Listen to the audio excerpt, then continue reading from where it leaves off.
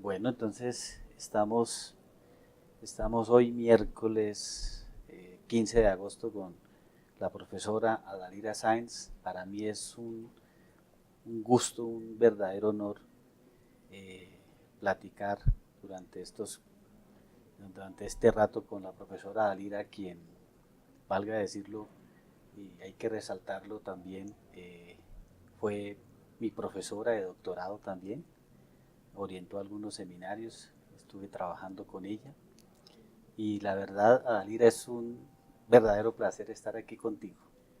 Entonces, pues la primera pregunta que te queríamos hacer es, ¿quién es Adalira Sáenz? ¿Quién es Adalira Sáenz? Por supuesto, una colombiana eh, que nos representa en el contexto internacional, pero quisiera que nos comentaras eh, acerca de ti. Adalira Sáenz. Adalira Sáenz estudió en Colombia, en Bogotá, en un colegio nacional llamado Antonia Santos, donde se nos daba una educación clásica Distrital, ¿no? Distrital. nacional, ¿Nacional? Nacional. nacional, Ah, Liceo Nacional Antonio Santo, que queda allá arriba, mm, en la calle 13 con carrera 24. sí, aquí O sea, arriba. aquí arriba. Sí. Y, ah, él estudió en la pedagógica, matemáticas y física. Luego trabajó en un colegio de secundaria por un año y luego se ganó una beca de la SPAO para ah, hacer la maestría en Estados Unidos. Maestría que hice en matemáticas en la Universidad de Nueva York. Ah, con esa beca uno tenía la obligación de volver al país y trabajar por 10 años. Después de 10 años, 15 años que estuve trabajando aquí también en la pedagógica, fui a Estados Unidos y obtuve otra beca para hacer el doctorado en la Universidad de Georgia, el doctorado en educación matemática. He trabajado en Estados Unidos después de ese doctorado por 26 años. Um, 2 años en Northern Illinois University, 3 años at Purdue University y 24 años at University of North Carolina en Charlotte. Actualmente, desde que estaba en Charlotte, he trabajado en el departamento de matemáticas y estadística. Y enseño matemáticas y enseño a estudiantes de educación matemática. Durante mis años en educación matemática, he abierto campo, he introducido el área de semiótica en el campo de educación matemática. Un campo teórico que ha sido bastante influente en otras áreas como matemáticas mismas y física, pero que nunca había entrado en el área de educación matemática, para ver el aprendizaje desde un punto de vista más evolutivo, del que usualmente se hacía desde un punto de vista puramente no constructivista. Y ese soy yo. Pues, Adalira, para nuestro programa de doctorado interinstitucional en educación, sede Universidad Distrital, para la coordinación, para el énfasis de educación matemática de este programa y en mi calidad de coordinador y de representante de los profesores del énfasis, pues es un verdadero placer que nos visites.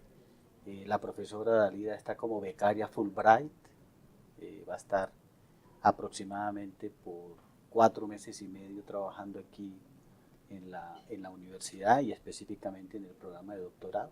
Entonces quisiera que nos comentaras un poco cuáles son las actividades que están proyectadas y que ya se han acordado dentro del programa doctoral. Las actividades que están proyectadas son una, participar en la investigación de los proyectos que la profesora Olga Lucía tiene. La segunda es participar en seminarios para el programa para estudiantes de doctorado y de maestría. La tercera es trabajar específicamente con estudiantes de doctorado en sus proyectos de tesis, no con todos, con algunos estudiantes de doctorado. Y la otra es ofrecer una charla general acerca de educación matemática. Bien, pues desde que se creó el programa de doctorado en educación aquí en la Universidad Distrital, por allá por los años 2007, pues tú has estado muy cerca, pues has estado muy sensible al desarrollo, a la creación y al desarrollo de este doctorado. Por supuesto tienes una visión de este programa de doctorado, has visto más o menos su evolución y pues sería interesante que nos comentaras un poco, Adalira, cuál es tu perspectiva de este programa doctoral en relación con otros programas de doctorado internacionales de los cuales también has participado. Una característica muy especial que tiene este doctorado es la posibilidad que los estudiantes tienen de ser influenciados por personas en este campo que tienen distintas perspectivas teóricas.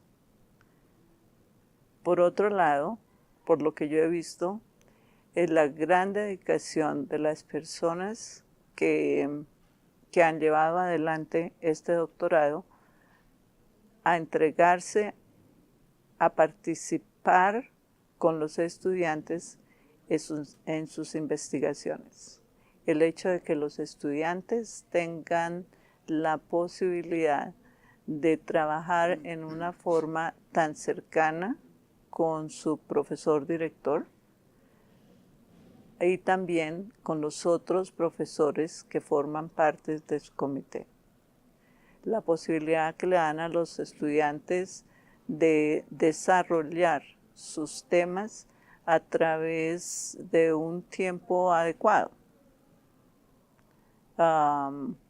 lo cual hace que las disertaciones de grado tengan bastante peso teórico y práctico. Y eso lo diferencia de muchos otros doctorados donde el estudiante tiene que hacer la disertación casi como cierto tipo de requisito que no se puede eludir, pero al cual no le saca mucho gusto y que no ha tenido mucha participación con sus profesores para desarrollar los temas de las disertaciones. Entonces, toda esa ayuda internacional de los otros profesores a los cuales están expuestos me parece de valor fundamental. Sí, digamos, tener como en conocimiento distintas perspectivas en educación matemática como tú lo has señalado muy bien, es un plus de este doctorado. Y eso se debe también al esfuerzo del programa de doctorado por invertir, por contar con recursos para tener invitados de este nivel, pues, que nos visiten y que logren compartir sus experiencias a través de los seminarios, pero no solamente a través de los seminarios, sino también a través de las evaluaciones, haciendo parte de los tribunales de tesis y de los proyectos de tesis. Me parece que es bien importante.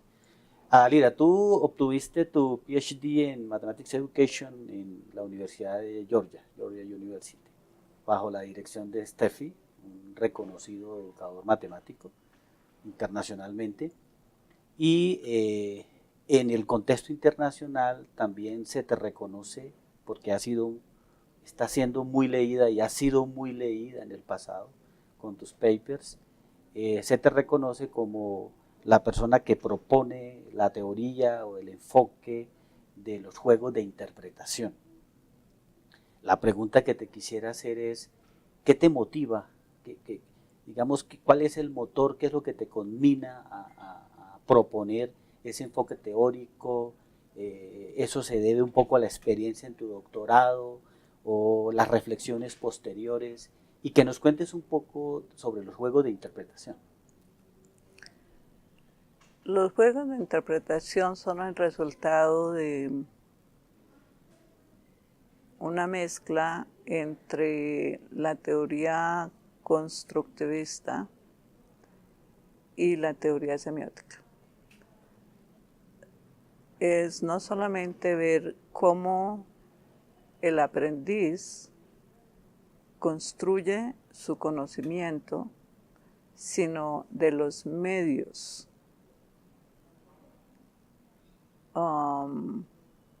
culturales que median la construcción de ese conocimiento. Y entre esos medios culturales que median la construcción de este conocimiento están todos los sistemas de signos que median la vivencia de cualquier ser humano en un ambiente social. Y dentro de ese ambiente social se considera el ambiente de la escuela, el ambiente cultural dentro del cual la escuela está ubicada, o el país, lo que quiere decir el país, como también puede ser la región, urbana o rural, en la ciudad o en el campo, en determinado país, en determinado departamento, en determinado estado. Pero también están otros aspectos que van dentro de la cultura, que son sus formas de hablar, que es el lenguaje. Y el lenguaje visto desde el punto de vista no solamente como palabras en un diccionario, sino las metáforas y los modos de hablar dentro del salón de clase. Y también las metáforas y modos de hablar de los niños y de los estudiantes dentro de determinados ambientes sociales. Agregado a esto, todos los signos que pertenecen a la materia que uno aprende, por ejemplo, matemáticas. Entonces también hay todo un sistema, no es solamente un conjunto, sino un sistema de signos que se tienen que interpretar. Y cómo la mezcla de constructivismo y la semiótica es cómo se le ayuda a pensar, cómo se le ayuda al estudiante a interpretar los conceptos matemáticos que están codificados dentro de signos matemáticos y dentro del lenguaje matemático. Lenguaje matemático que es utilizado por el maestro y que es también utilizado por el alumno. Y cómo llegar a mezclar las formas de hablar del maestro con las formas de hablar del estudiante y cómo el maestro, que puede ser el mismo investigador, se da cuenta de estas formas de hablar y de la mediación de los distintos signos de distintos sistemas simbólicos, sean lingüísticos, o sean matemáticos, o sean sociales, o sea, culturales, para que el estudiante vea el aprendizaje de la matemática desde un punto de vista mucho más humano.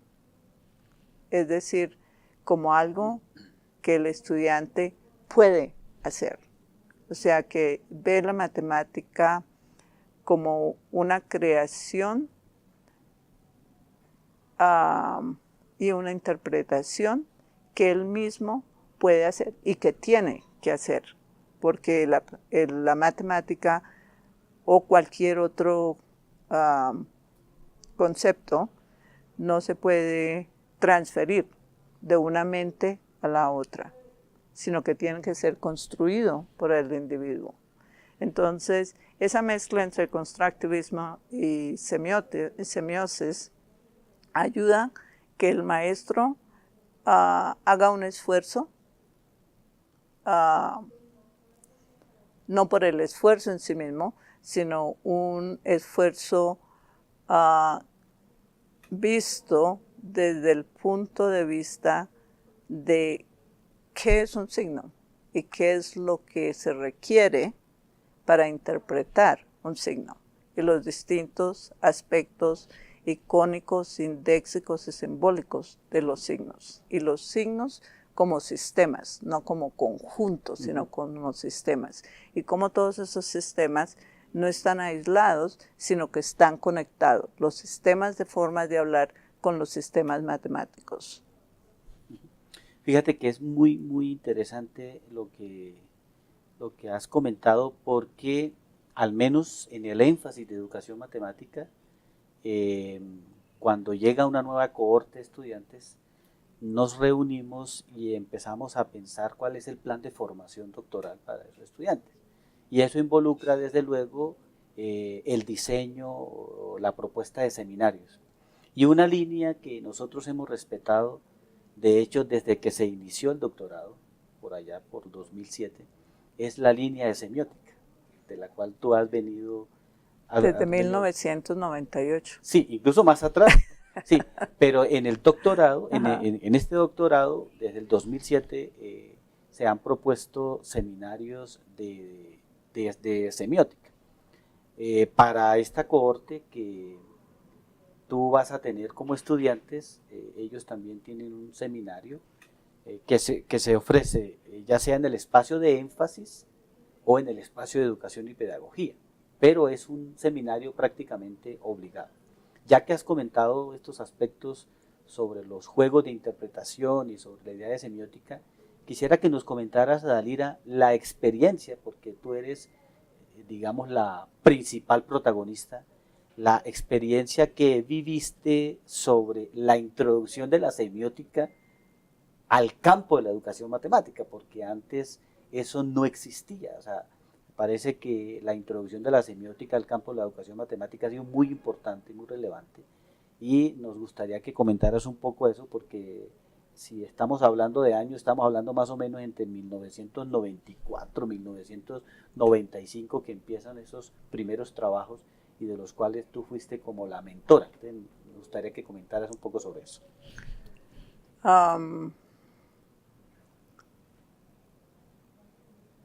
Como en cualquier campo que se quiere expandir, siempre cuesta esfuerzo. Son los dolores de aprender a crecer. Y porque usualmente nos quedamos en general con los marcos teóricos con los que hemos aprendido. Y es bastante difícil cambiar de marco teórico por su propia cuenta. No solamente porque tiene que hacerlo uno individualmente en el cambio, sino porque también lo tiene que hacer casi solo colectivamente. Entonces tiene uno que primero convencerse del marco teórico y segundo, aprender a difundirlo poco a poco. Primero, dentro de personas que entienden ese marco teórico y segundo, prácticamente empujándolo dentro de en el campo de educación. Entonces yo publiqué mucho tiempo dentro del campo de los semioticians. Ellos tienen sus conferencias anuales y ellos me invitaban a participar. Son conferencias muy grandes, pero ellos están muy interesados en saber cómo la semiótica puede aplicarse a distintos campos. Y en el campo de la educación no eran muchos los que participaban. Y yo empecé a publicar allí, pero mis publicaciones no eran conocidas sino dentro de ese campo. Entonces, para empezar a publicar en el campo de educación matemática fue bastante difícil. Fue bastante difícil porque hay personas que entienden la metáfora desde un punto de vista puramente lingüístico y se confunden expresiones y resultados con procesos.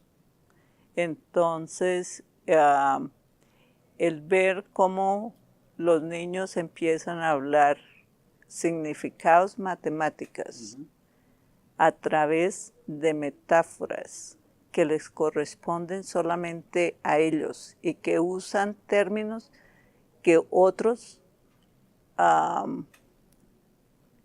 personas profesionales en el campo de educación matemática lo han utilizado individualmente para mencionar ciertos procesos, como su nombre, los confunden con las metáforas que los niños generan en el salón de clase. Razón por la cual un artículo que publiqué acerca de cómo los niños entienden las metáforas que los niños generan en el salón de clase, se confundió con otro concepto que otro investigador tenía, por lo cual mi artículo se demoró 5 años en ser publicado en ESM, Educational Studies in Mathematics. Es un proceso hasta que la gente empieza a entrar, claro. Pero es un proceso en el que uno paga el precio de que los papeles de uno son publicados menos rápido, porque la gente en general, los que revisan las ideas, no las entienden. Y es un proceso también para uno, porque uno también va a escribir y va escribiendo como si los demás entendieran lo que uno entiende. Entonces, uno también aprende que prácticamente aquí yo también estoy enseñando y empieza a modificar el tono de la presentación del artículo hasta que poco a poco la gente va entendiendo y hay otras personas que también se unen al campo y a los diálogos que yo promoví en PME, que es una conferencia internacional que fue fundada por SCEMP, y de ahí salieron muchos artículos que después se recopilaron en una monografía publicada en ESM, que ponía los aspectos semióticos desde distintos puntos de vista, porque no hay solamente un aspecto semiótico, sino distintas interpretaciones y teorías de lo que es un signo. Porque ¿qué es un signo? Es algo que desde Aristóteles nos ha estado dando muchas vueltas, y es cómo se interpreta, qué es, cómo está constituido, O sea que no, parece que fuera muy simple porque siempre vivimos dentro de sistemas semióticos. Los gestos son una forma de sistemas semióticos. La forma de mirar, la forma de vestir, la forma una forma de comportarse. Es un aspecto semiótico, es una cosa puramente cultural, que uno la aprende muchas veces simplemente por imitación, que la aprende inconscientemente. Lo mismo que las formas de hablar y las metáforas. Las metáforas con que hablamos nosotros aquí en Bogotá son distintas de las metáforas que utiliza con el mismo idioma en la costa. Los de la costa, o los antioqueños, o los de Pasto, o los de Santander, o los de Boyacá, o de los chocuanos. Entonces, no es lo mismo. A pesar de que hablemos el mismo idioma, los significados que queremos comunicar se expresan de formas distintas, porque en conjunto la colectividad entiende esos significados a través de esos signos particulares llamados metáforas, formas de hablar. Sí. Pero fíjate que ese aspecto del que estabas hablando hace un momento, de la experiencia que viviste en la producción académica, en la elaboración de artículos y de ver que los árbitros no entendían un poco las ideas, me parece que es muy pertinente para esta comunidad y particularmente para los estudiantes del doctorado. Los estudiantes del doctorado tienen que, para graduarse, hacer unos exámenes, presentar unos exámenes, y los exámenes consisten fundamentalmente en presentar artículos para publicar, tanto de énfasis como de el espacio de educación y pedagogía. Y me parece que esto, lo que acabas de señalar en relación de escribir para otro y de ver que tal vez lo que se está escribiendo únicamente lo entiende el autor, y hacer el esfuerzo de explicitar un poco más las ideas, es importante cuando se trata de tratar de publicar artículos. Para ir cerrando, Adalir, yo quisiera que nos comentaras un poco la experiencia de los experimentos de enseñanza, ¿verdad? Los teaching experiments, porque se reconoce también que es un enfoque metodológico, una metodología muy útil, sobre todo para las investigaciones, para la elaboración de tesis, pero tú has introducido algunos cambios a este enfoque de teaching experiment. Sobre eso, ¿qué nos podrías comentar? El Teaching Experiment es una metodología que fue generada por Steffi, mi profesor en el doctorado, en que él unió la teoría constructivista con la teoría vygotskiana. En esa teoría constructivista y en esa teoría, en la mezcla de entre las dos teorías, se ve el aspecto social. Y es lo que ve la interacción entre el sujeto que construye y el maestro investigador que media la construcción de ese conocimiento y que infiere las construcciones de los estudiantes. Hay muchos experimentos que ahora llaman teaching experiments. Y cualquier cosa, pues es una enseñanza, es un experimento de aprendizaje. Pero hay teaching experiments, hay muchas clases de teaching experiments. Una parte esencial son las hipótesis de trabajo que el investigador genera para inferir las construcciones de los estudiantes. Otra cosa importante es que no pueden hacerse en un periodo limitado de tiempo. Lo que yo adicioné al teaching experiment que yo estaba acostumbrada a ver fueron dos cosas. Primero, que yo generé mi data porque yo me metí al salón de clase como maestro investigador. O sea que yo no fui a observar la clase para investigar el fenómeno. Yo era parte activa de la producción del fenómeno como maestra. Claro. O sea que yo tenía a los muchachos en mis manos. Segundo, yo tenía la interacción uno a uno con los estudiantes. Pero también dejé un periodo de tiempo en que se volvieron a hacer otras entrevistas uno a uno para ver cuál era realmente la asimilación del concepto después de un periodo de tiempo.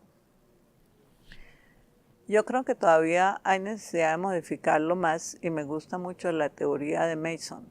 Es prácticamente cómo el investigador se pone a reflexionar no solamente en el qué es que el estudiante construye, sino la reflexión individual del maestro, de cómo el maestro puede mediar mejor la construcción de los estudiantes, cómo facilitarla, porque hace una reflexión sobre su propia práctica como maestro.